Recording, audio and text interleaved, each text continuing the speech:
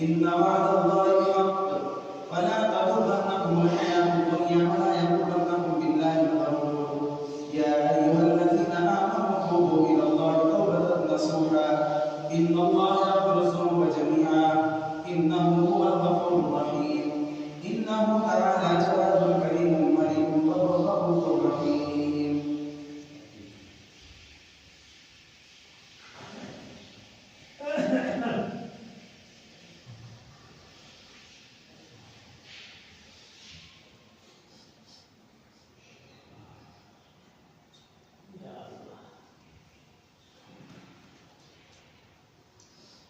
الحمد لله نحمده ونستعينه ونستغفره ونؤمن به ونتوكل عليه ونعوذ بالله من شرور انفسنا ومن سيئات اعمالنا.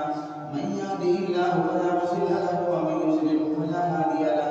ونشهد ان لا اله الا الله وحده لا شريك له ونشهد ان محمدا عبده ورسوله وصلى الله على خير خلقه محمد واله وصحبه وسلم.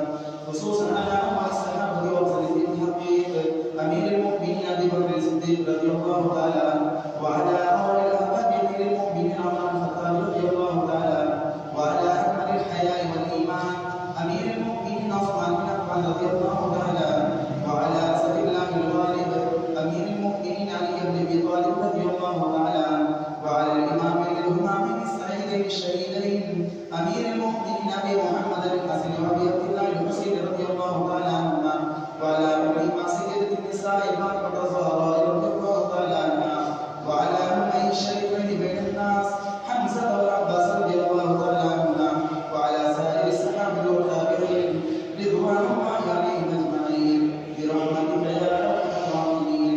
اللهم اغفر لجميع المؤمنين والمؤمنات والمؤمنين والمسلمات والمسلمات الأحياء منهم والأموات إنك مجيب الدعوات.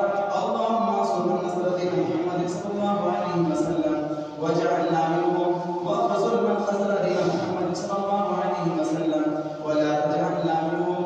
عباد